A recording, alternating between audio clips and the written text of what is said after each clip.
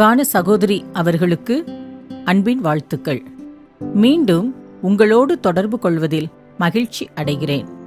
ஆசீர்வாதம் என்றவுடனே மனிதர்களாகிய நமக்குள் வரக்கூடிய நினைவுகள் பெரிய பங்களா, பல கார்கள், பல ஏக்கர் நிலங்கள், வெளிநாட்டு வேலை, உடல் நிறைய நாம் விரும்பும் நகைகள் இருந்துவிட்டால், ஆண் பிள்ளைகள் சில பிறந்துவிட்டால் ஆசீர்வாதம் என்று எண்ணுகின்றனர். பெண் பிள்ளைகளும் கடவுளுடைய பிள்ளைகள்தான் என்பதை நாம் மறந்து போய்விடக்கூடாது.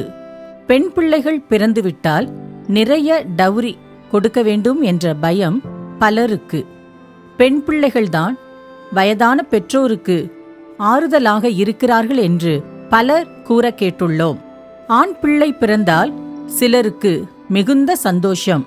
டவுரி செலவு இல்லை, வரதட்சணை வரும், மகனும் சம்பாதிப்பான் என நினைக்கின்றனர்.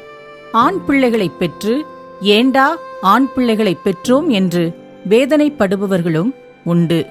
இவைகள் எல்லாம் இருப்பதினால் அது ஆசீர்வாதம் என்று எண்ணிவிட முடியாது.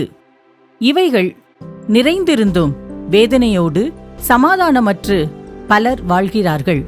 சிலர் நினைக்கிறார்கள், பணம் படைத்தவர்களையெல்லாம் கடவுள் ஆசீர்வதிக்கிறார், மற்றவர்களை நேசிப்பதில்லை என்று நினைக்கிறார்கள். கடவுளிடம் பாகுபாடு கிடையாது. அப்படியானால் ஏன் ஒருவன் பணக்காரனாயிருக்கிறான், மற்றொருவன் ஏழையாயிருக்கிறான் என்று நினைக்கலாம். கடவுள் அப்படி உண்டாக்கவில்லை. மனிதர்களினால் ஏற்பட்ட காரியங்களே அதற்கு காரணம். ஒரு தாய் தகப்பனுக்கு பிள்ளைகள் இருக்கிறார்கள். ஒருவன் படித்து டாக்டர் ஆகிவிட்டான். ஒருவன் சரியாக படிக்காது ஒரு சாதாரண வேலை பார்க்கிறான். ஒருவன் படிக்கவே இல்லை, மாடு மேய்க்கிறான். இவர்களுடைய சந்ததி எப்படி வரும்? டாக்டர் சந்ததிக்கு பணம் கூடிக்கொண்டே இருக்கும். சாதாரண வேலை பார்ப்பவர் நடுத்தரமாய் குடும்பத்தை நடத்தி வாழ்வார். படிக்காதவர் வசதியற்ற நிலையில் வாழ்வார். இவர்களுடைய சந்ததி படித்து நல்ல உயர்நிலைக்கு வரவும் முடியும். டாக்டர் பிள்ளை குடித்து வெறித்து உதாசீனமான நிலைக்கு போனால் தாழ்மை நிலைக்கும் தள்ளப்படலாம். அல்லது சிலரை ஏமாற்றி வஞ்சித்து கொலை செய்து சொத்தை அபகரித்து செல்வ சீமான்களாகவும் வாழலாம். இவைகளைக் கொண்டு கடவுளுடைய ஆசீர்வாதங்கள் இவைகள் என்று எண்ணிவிட முடியாது. டாக்டராக இருந்தாலும் சாதாரண வேலை பார்ப்பவராயிருந்தாலும் தாய் தகப்பன் எல்லாரையும் ஒரே விதமாகத்தான் நேசிப்பார்கள். சிலர் பாகுபாடு காட்டலாம், அது வேறு. டாக்டர் பையனுக்கு பிரியாணியையும், சாதாரண வேலை பார்ப்பவனுக்கு சாம்பார் சாப்பாட்டையும், மாடு மேய்க்கிறவனுக்கு கூழையும் கொடுக்க மாட்டார்கள். ஏனெனில் அவர்கள் மூவரும் அவர்கள் பெற்ற பிள்ளைகள். அவர்களுடைய முயற்சியினாலேயே பலனை பெற்றார்கள். தாய் தகப்பனே பாரபட்சம் காட்டாதிருக்கும் பொழுது நம்மை படைத்த கடவுள் பாரபட்சம் எப்படி காட்டுவார்? காட்ட மாட்டார். எல்லாரும் ஆசீர்வாதமாக வாழ வேண்டும் என்பதுதான் கடவுளுடைய விருப்பம். ஆண்டவராகிய இயேசு கிறிஸ்து இந்த பூமியில் வாழ்ந்தபோது கடவுளின் அன்பு எப்படிப்பட்டது என்பதை ஒரு கதையின் மூலம் ஜனங்களுக்கு விளக்கமளித்தார். ஒரு ஊரில் நல்ல வசதி படைத்த ஒருவர் இருந்தார். தோட்டம், வயல், மாடுகள், ஆடுகள், வேலைக்காரர்கள், ஏராளமான பேர் இருந்தனர். அவருக்கு 2 பையன்கள். இருவருமே நல்ல செல்லமாக வளர்ந்தார்கள். இருவரும் பெரியவர்களான போது இளையவன் தகப்பனுடன் இருந்து வாழ்வதை விட வெளியே சென்று தன் இஷ்டப்படி வாழ வேண்டும் என எண்ணினான். ஒரு நாள் தகப்பனிடம் சென்று, தகப்பனே, ஆஸ்தியில் எனக்கு வரும் பணத்தை தர வேண்டும் என்றான். தகப்பனும் ஆஸ்தியை பங்கிட்டு கொடுத்தான். இளையவனுக்கு தவறான பல எண்ணங்கள் தோன்றலாயின. தகப்பனுடன் இருந்தால் இஷ்டப்படி வாழ முடியாது என எண்ணியவனாய் சில நாளைக்கு பின்பு எல்லாவற்றையும் விற்று பணமாக்கிக் கொண்டு தூரதேசம் சென்றான். அங்கே சென்று துன்மார்க்கமாக ஜீவனம் பண்ணினான். குடி, சூதாட்டம், விபச்சாரம் போன்ற பல தீங்கான காரியங்களையெல்லாம் செய்தான். எல்லா பணமும் செலவழிந்தது. அந்த தேசத்திலே கொடிய பஞ்சமுண்டாயிற்று. எங்கு பார்த்தாலும் பஞ்சம், சாப்பிட வழியில்லை. ஆஸ்தியையெல்லாம் விற்று பணம் நிறைய கொண்டு சென்றபோது ஒரு சில நண்பர்களாவது கூட சென்றிருப்பார்கள். ஆனால் சாப்பிடக்கூட வழியில்லை என்ற நிலைக்கு வந்தவுடனே ஒவ்வொருவராக அவனை விட்டு சென்று விட்டனர். எத்தனையோ பேர் வீட்டில் சென்று தங்கி பணம் கொடுத்திருப்பான். பணம் செலவழிந்த பின் அவனை வீட்டிற்குள் ஒருவர் கூட அனுமதிக்கவில்லை. தனி மனிதனானான்.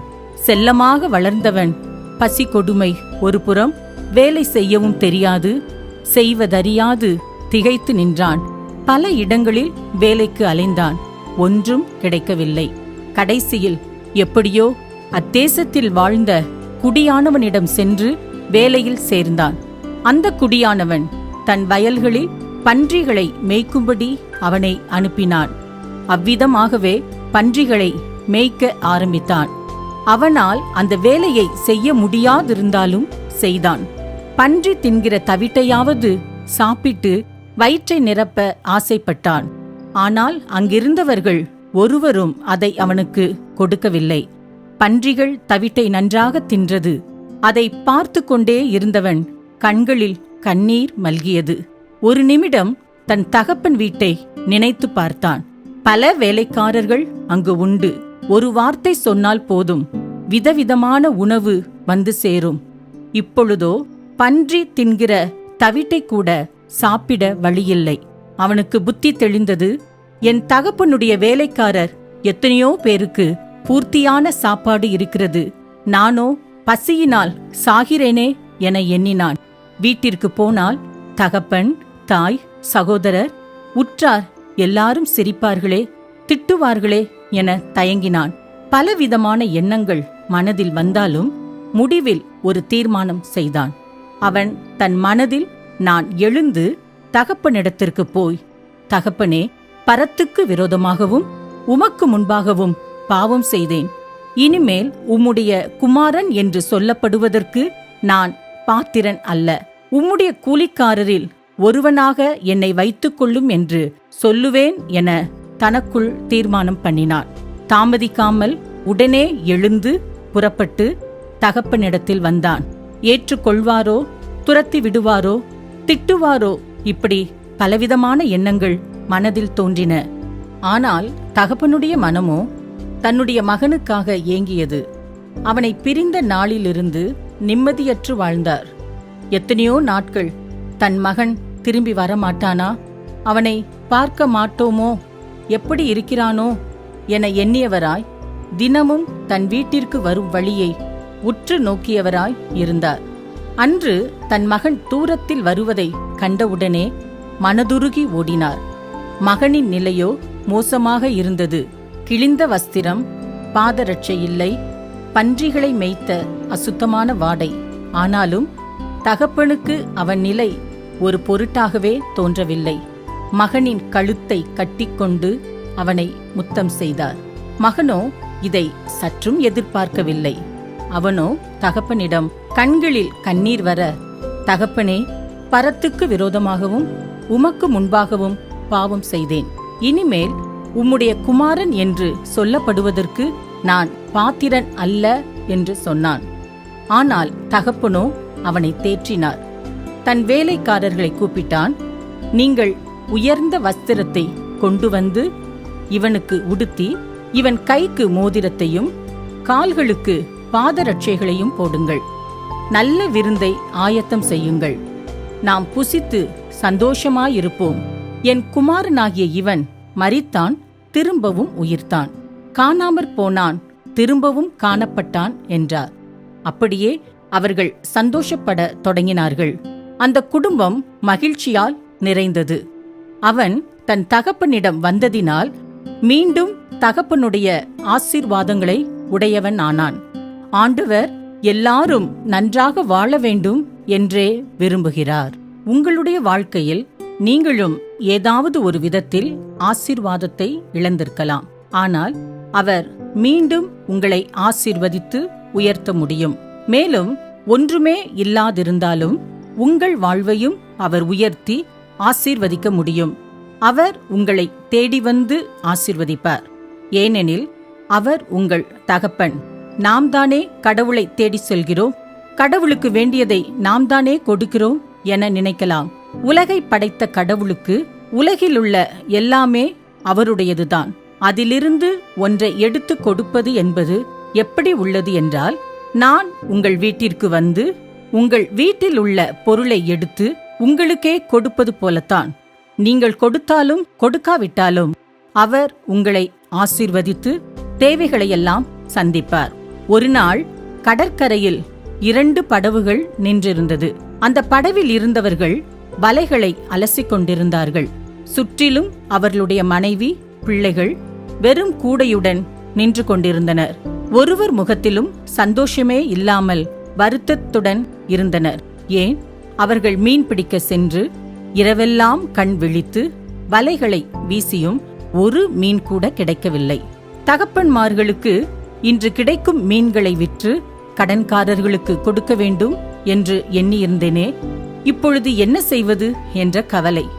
மனைவிகளுக்கோ மீனை விற்று அரிசி வாங்கி பிள்ளைகளுக்கு சமைத்து போட நினைத்திருந்தேனே, இப்பொழுது என்ன செய்வது என்ற கவலை.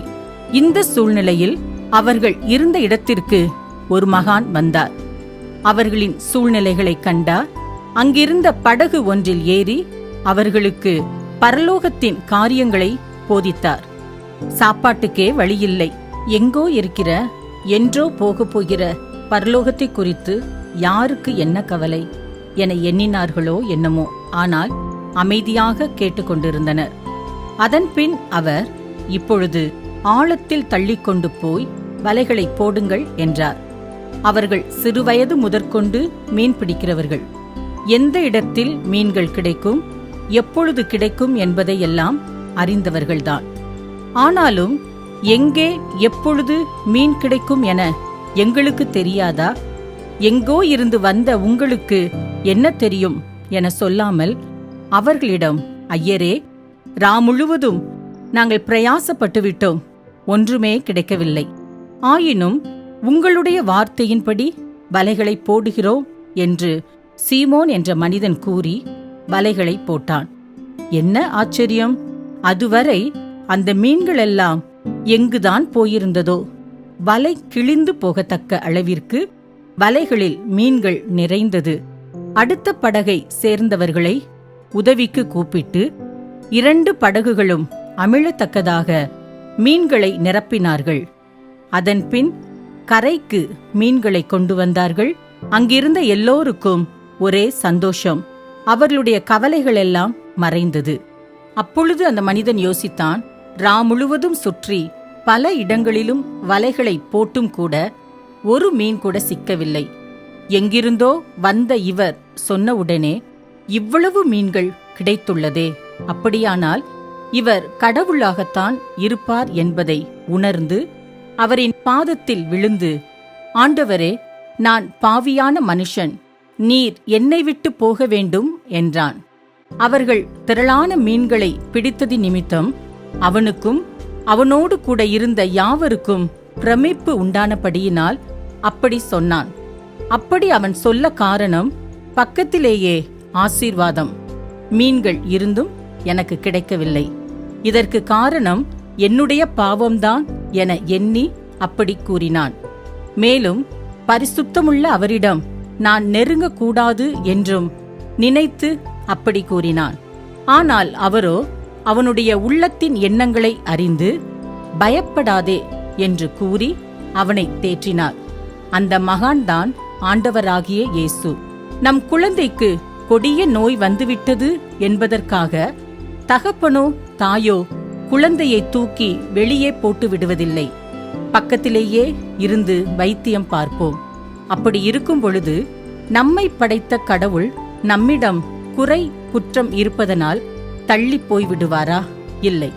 அவன் பாவியாயிருப்பதினால் அவனை அவர் தள்ளிவிடவில்லை. இந்த சம்பவம் பரிசுத்த வேதாகமத்தில் லூக்கா 5ஆம் அதிகாரத்தில் சொல்லப்பட்டுள்ளது. நாங்க எங்கெங்க போவது படகிற்கு என நினைக்கிறீர்களா? உங்கள் இருதயமாகிய படவில் அவர் இருக்க இடம் கொடுங்கள். அது போதும்.